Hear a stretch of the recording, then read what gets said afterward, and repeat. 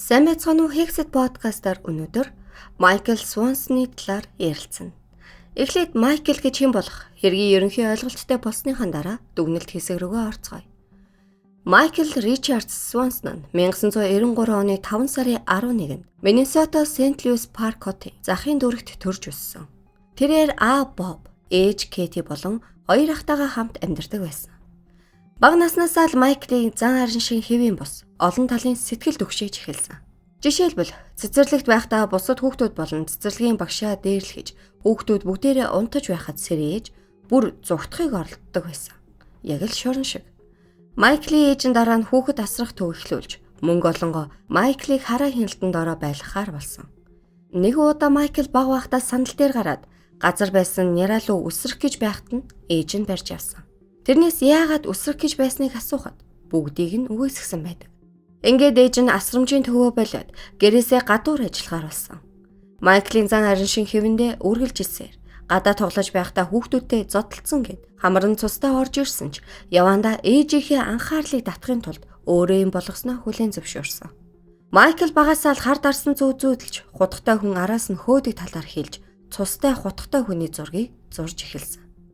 Энэ зүүд нь нэлээд удаа үргэлжилсэн.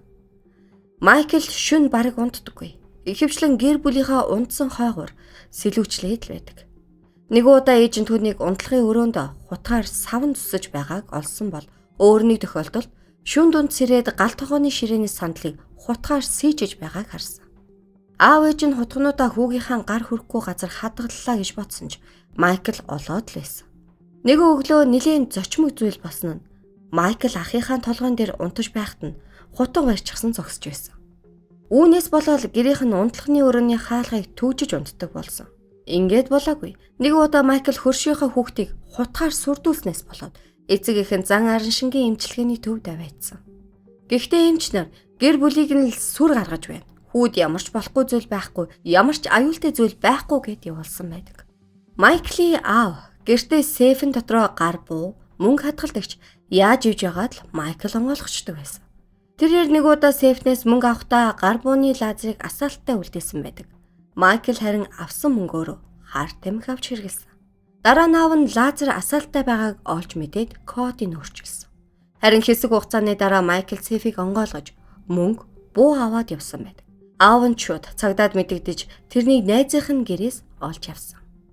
Майкл хэлэхдээ ээжигээ гэмтэх бодол эргэлдэх талаар хэлэхэд сувлал руу явуулсан байдаг. Тэрээр 30 хоногийн турш тэндэ байх ёстой байсан ч асрамжийн ажилтнанд руу гал унтраагчаар дайрснаас болоод гэрт нь буцаасан. Ээж нь дараа нь хэлэхдээ сувлал тэрнийг хөөж зохих газар нь өг гэсэн байдаг. Майкл ажилтнанд руу дайрснаас болоод шүүхээр орж нөхөн төлбөр өгөхийг шаардсан ч бэлэн мөнгө өгөхийн оронд сайн дурын ажил хийж барагдуулах боломж өгсөн. Ингээд Майкл нагц эгчийнхээ ажилдаг Миннесотагийн Pioneer Park-д ажиллаж эхэлсэн. Энэхүү газар нь нутгийн хамгийн анхдагчдад төвлөрсөн ашигын бус музей. Гэхдээ Майкл тэнд байхдаа $250 хулгайлж нагц эгч нь тэрнтэй нүүр тулахад үгүйсгсэн байдаг. Гэхдээ Майклийн нуусан газраас мөнгийг олсон. Дараа нь эгч нь машин дотроос талигаж нөхрийнх нь эзэмшдэг байсан ангийн буунуудыг олоод нэмээд 4 дугуйтын суудал дээр гар буу, бейсболын цохор, сүхийг олсон. Ингээд нагц эгч нь өөрийн аюулгүй байдлыг бодож ээж рүү залгаж ирж яв гэсэн. Тэрээр эдгээр зэвсгээ тайлбарлахдаа Taco Bell рестораныг дээрэмдхийг хүссэн ч нагц эгч машинаа хэрэглүүлэхийг зөвшөөрөхгүй төлөлгөө нуурлаа гэсэн байдаг. 2006 онд галт зэвсэг хулгайлсан хэрэгээр насанд хүрэгчдийг хориход 10 хоног хоригдох ял авч эцэг эхт нь оршин суугаа газраа хараа хяналтанд ор байлгах тушаал өгсөн. Гэхдээ Майклийн зан арин шин өөрчлөгдөг үед 2008 онд Тэнсэн харгалзахын ажилтан Майклыг 6-аас 9 сар шоронд хийхийг зөвлөсөн ч дараа нь өрөвцөндөө хүүхдээ гэрээс нь хол байлгах, заримдаа бүр дордуулдаг гэд болиулсан. 2010 оны 4 сард Майкл ээжийнхээ машиныг гэр бүлийнхаа нохойныхоо нэгийг зээлийн картыг хулгайлаад гэрээсээ зугтаж яваад 7 цагийн зайтай байх газраас мөнгөгүй болчихлоо гэд ээжигээ ирж авахыг хүссэн байдаг. 2010 оны 7 сард машин хулгайлсан гэмт хэрэгээр өсвөр насныхны эмчилгээний төв рүү шилжүүлсэн. Тэнд сэтгцийн эрүүл мэндийн мэрэгчлэн Майклыг 2 туйлд эмгэгтэй гэж уншилж, Майкл буу хулгайлж хүмүүсийг дээрэмдэх эрсдэлтэй гэж хэлсэн. Гэхдээ ийм онош гаргасан ч эмнэлэгт ямар ч эмчилгээ хийгдээгүй. Харин ч 11 сарын ихэр сэтгэл санааны эмгэгийн эмнэлэгт хамрагдаарай гэд зөвлөд гаргасан. Дараагийн хэдэн сарын хугацаанд Майкл дэлгүүрт ажилд орж сүмд явах болсон. Тэрээр сайжирч байгаа мэт харагдах боловч өнгөн байдал байсан. Одоо хэрэг болсон цаг хугацаан дээр ирж байна. 2010 оны 11 сарын 15-нд 17 настай Майкл Ричард Свонсон ээжийнхээ машиныг банкны картыг нь хулгайлж өвөөгийнхөө байшин руу хүчээр ороод галт зэвсэг авсан. Ингээд гарч өмнө зүгт байрлах 24 цагийн дэлгүүрт шөнийн 9 цагийн орчим ирээд хагас автомат буугаараа 47 настай Вики Боймен Холл гэх касчи эмэгтэй рүү онилж тамхи болон бэлэн мөнгө өгөхийг шаардсан. Вики шаардсныхын дагуу өгсөн ч тэрнийг буудснаар амнаасаа алдсан. Майкл дэлгүүрээс гарч өмнөд зүг рүү 40 км яваад Come and Go 24 цагийн дэлгүүрт оройн 10:30 минутын үед ирж 61 настай касчин Шила Мейерс рүү буу чиглүүлээд тамхи болон $31 аваад тэрнийг буудаж алсан. Гэрчүү тэрний машиныг цагдаа нарт мэдүүлснээр зүүн өмнөд зүгт 65 км-ийн зайд барьсан. Цагдаа нар тэрнийг барихаар ирэхэд ямар ч эсэргүүцэл үзүүлээгүй аллах хийснээ хүлээн зөвшөөрсөн. Тэрнээс Шилагийн аллагын талаар асуухад тэрээр би өөрийгөө хүчрхэг болсноор мэдэрсэн. Бусад хүмүүс надад огт хамаагүй санагдаж заримдаа хүмүүс зүгээр л буудуулдаг шүү дээ гэж бодсон. Майклыг 2 удаагийн 1-р зэргийн хүн амны хэрэг, 2 удаагийн 1-р зэргийн хулгай хэрэгээр буруутгагдсан. Тэрээр солиотой болохоор буруугүй гэж заргаж гаргасан. 2011 оны 6 сард тэрнийг Шила Мейерсийн өвгөлтэй холбогдуулан 1-р зэргийн хүн амны хэрэг, 1-р зэргийн хулгай хэрэгээр тэнцэнгээр суллах боломжгүй бүх насаар нь хорихоор болсон. Дараа нь Викигийн аллагад буруутгаж 2 удаагийн бүх насаараа хорих ял авсан. 2013 онд Айва мужийн амбун захирагч Майклийн ялыг 60 жил хорих ял болгон хөнгөрүүлсэн байдаг. Гэсэн ч 2014 оны 11 сард Майкл өөрийнхөө хоригдлыг алах гэж завдсан хэрэгт буруутгагдаж 2015 онд 25 жил нэмж авсан. Майкл Свонсон 2089 онд 96 наснда тэнцэнгээр суллагдах эрхтэй болно. Одоо дүгнэлт хэсэг рүүгээ орцгоё. Энэ хэрэг дээр хэд хэдэн зүйл дуртахаар байгаа нь. Нэгт Майкл бага наснаасаа янз бүрийн сэтгцийн эмч нараар онцлуулж үүнд 2 туйлд эмгэг, анхаарал сулрах, хайперактив эмгэгт багтана. Ээжтэн зөвсөн эмч нартай уулзаж онцлуулж байсан ч хангалттай үнэн зөв онш гаргуулаагүй. Зарим эмч нар Майклыг зүгээр л асуудал үүсгэж хэвийн зан арын шингаас тэмж хазаагаагүй гэсэн ч 11 настай байхад өөр нэг эмч Майкл эмчилгээ авахааргүй дорцсон насаараа түүжигдэх хэрэгтэй найдваргүй гэсэн байдаг. Шүүхтэр Майклийн эдгээр өвчний түүхүүд цөхөгдсөн байдаг.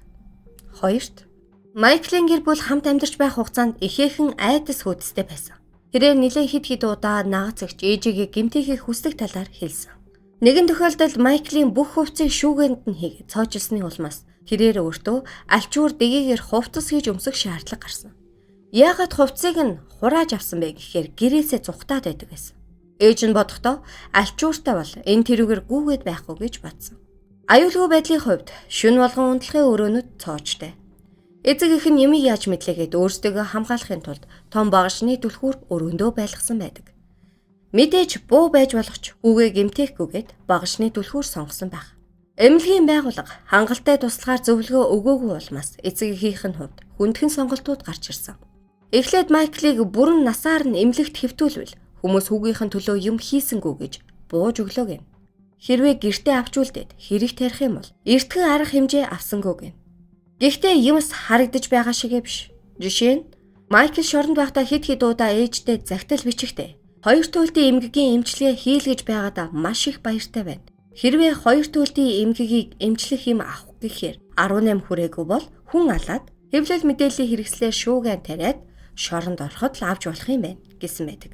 Майкл өөрийнх нь бүх асуудал хинч өөрийг нь эмчлэхгүй байгаа болохоор зан аран шин асуудалтай байна гэсэн ч эмээ ууж байхдаа шоронд өөрөөнийхөө хамтрагчийг алахыг завдсан. 4-т Майклийн сэтгцэн эмгэг дээр маш олон онол таамаглалууд байдаг. Яг л psychopath шиг өв хүнээс үүдэлтэй юу? 2 туйлд эмгэг нь тэрний зан авирыг тайлбарлаж чадхаар байна уу гэд. Гэхдээ бүрэн мэдэх боломжгүйч. Тэрний зарим зан чанар psychopath-ийн шин чанарыг агуулж байгаа. Жишээлбэл хүнийг манипуляц хийх, Сэтгэл хөдлөл эрэлхийлэх айдасгүй, докторгүй, байнга худлаа хэлнэ, зорж хэрэгүүлдэнэ. Өрөвдөх сэтгэл, гэмшил дутмаг. Майкл хийсэн хэрэгтэй ямар ч гэмшил харуулахгүй байгаа нь ирээдүйд дахин гэмт хэрэг хийх вэ гэсэн санаа зовоож байгаа. Майкл хүн алахыг инээдтэй гэж бодсон. Тэрээр баригдсныхаа дараа инээхээ зогсоож чадахгүй байсан. Бас шүүхээс аллах хийсэнд ял өгөхөд инээсээр л байсан. Хэрвээ Майкл үнэхээр хоёр туулд эмгэгтэй бол сэтгэл хөдлөл эрэлхийлэх ямар ч айдасгүй дээр маш их эрч хүч докторгүй сэтгэл хөдлөлүүд хослуулад аюулын түвшин илүү нэмэгдэнэ. 5. Эмчийн хэлсэн Майкл найдваргүй гэх онш. Үнэхээр залуучуудыг найдваргүйгээд эмнэлгийн салбарт цоошлоод хайх нь зөв үү? Эмнэлгийн салбар ихэвчлэн хязгаарлагдсан шүүлтүртэй. Жишээ нь өндрөөс айдаг бол шүхрээр битгий үсэр. Хүмүүстэй ярихдаа сандарч дүгшдэг бол битгий олонний өмнө гар. Худлаа хэлж чадахгүй бол улс төрч болж чадахгүй гэх мэт. Тэд их ихтэй өвчтнийг оншилж, амжилт гаргадагч ямар дэвшил гаргаж байгаа дээр бодитоор харах хэрэгтэй. Хэрвээ гэмт хэргийн архаг сэтгцийн эмгэг гэж оншилж, үрд цооштой өрөөнд хийх талаар ярилцж байгаа бол аль болох судалгаан дээр үндэслэн байх хэрэгтэй. Ихэнх залуу өсвөр насны хүмүүс буруу зан гаргалаа гэд том болоод алуурчин болдоггүй. Харин ч асуудалтай хүүхдүүдэд урт хугацааны сэтгцийн эрүүл мэндийг эмчилгээ хэрэгтэй. Майкл маш урт хугацааны туршид хүн алах хүсэлтэй байгаа талаар хэлэхэд эмчнэр эргэлзэх боломж олгосон. Эцэст нь тэр ч хийсэн. Нийгэмшгийн эсрэг оншийг үл тоосон нь томоохон гарц хохирлыг дагууллаа. Өнөөдрийн дугаартай хамт байсан баярлалаа. Дараагийн дугаар хүртэл түр баяртай.